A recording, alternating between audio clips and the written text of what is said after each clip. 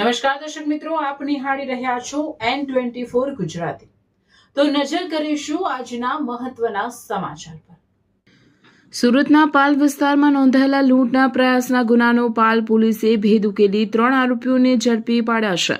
Police તપાસ મુજબ ગત 9 જુલાઈ 2026ના રોજ આરોપીઓએ પાલ વિસ્તારમાં આવેલી એક પરફ્યુમની દુકાનના માલિકને બંધક બનાવી ચાકુની અણીએ ₹10 લાખની ખંડણી માંગવાનો પ્રયાસ કર્યો હતો। જો કે દુકાન માલિકે બૂમાબૂમ કરતા આરોપીઓ તેને જાનથી મારી નાખવાની ધમકી આપી ઘટના સ્થળેથી ફરાર થઈ ગયા હતા।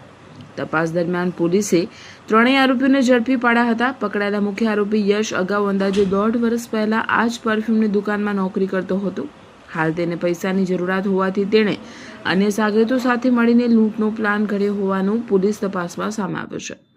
હાલ પાલ પોલીસે 3 આરોપીની ધરપકડ કરી વધુ તપાસ અને કાયદેસરની કાર્યવાહી હાથ ધરી છે। રિપોર્ટર નૈતિક રેશમવાળા, સુરત। અત્રે પાલ પોલીસ સ્ટેશન ખાતે 402/2026 નો ગુનો નોંધાયો છે। જે ગુનાની અંતર્ગત 308(4), 351(3), 352, 115(2), 135 GP એક્ટ 54ની કલમો લગાવવામાં આવી છે। 7 વર્ષની સંજ્ઞાને લગતો ગુનો છે। બનાવની તારીખ છે 9/7/2026, બપોરનો સમયગાળો છે 2 થી 2:30 વાગ્યા સુધીનો। બનાવની ઘટનામાં એવું છે કે જયમીન ડોબરિયા નામનો એક વ્યક્તિ છે, જેની અહીંયા TM પરફ્યુમ કરીને આબોરે કોમ્પ્લેક્સમાં પરફ્યુમની દુકાન ચાલી રહી છે। જેની અંતર્ગત એ બપોરે દુકાનમાંથી નીચે ઉતરતા હતા। એ દરમિયાન 2 અજાણ્યા ઈસમો છે એ સ્પ્લેન્ડર બાઇક લઈને આવે છે અને એને નામ પૂછે છે કે ભાઈ તારું નામ શું છે, અને એમ કે છે જયમીન ડોબરિયા। એટલે પાછળનો ઈસમ છે એ ઉતરી જાય છે અને એને કાંઠેથી પકડી લે છે। જ્યારે આગળ ચલાવનાર ઈસમ છે એમ કે છે કે તું પતાઈને બહાર આવી જા।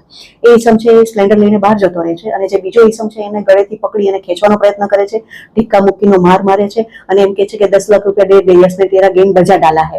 પેલો પૂછે છે કે કોણ યશ, કોણે તમને મારા વિરુદ્ધ કીધું છે? તો કે 10 લાખ રૂપિયા દે દે, એમ કરી અને એને ખેંચી અને એ બહાર તરફ લઈ જવાનો પ્રયત્ન કરે છે અને જબરદસ્તીથી એને સ્પ્લેન્ડરમાં બેસાડવાનો પ્રયત્ન કરે છે। કેળમાંથી ચપ્પુ કાઢે છે પરંતુ એની કેપ બહાર કાઢતો નથી અને ચપ્પુ બતાવી ધાક ધમકીથી મારવાનો પ્રયત્ન કરી અને એને ખેંચવાનો બહાર પ્રયત્ન કરે છે।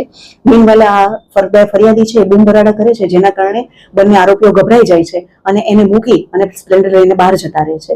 ત્યારબાદ ફરિયાદી છે એ પોલીસ સ્ટેશનનો સંપર્ક કરે છે, પરંતુ ખૂબ ગભરાયેલો હોવાથી પરિવાર સાથે વાતચીતમાં 2 દિવસનો ટાઈમ લે છે।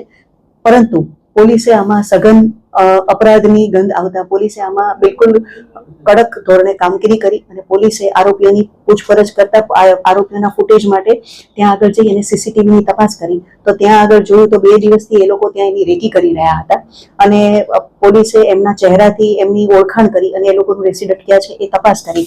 તો એમાં 3 આરોપીના નામ સંકળાયેલા મળ્યા: દેવ અનિલભાઈ પટેલ, યશ રાજેશભાઈ બારૈયા કે જે પહેલા એની પાસે છોડીને ગયો હતો અને ત્યાં 1.5 વર્ષ નોકરી કરેલી હતી, અને ત્રીજો હતો બાઇક ચાલક જે યશ દિનેશભાઈ ગળચર।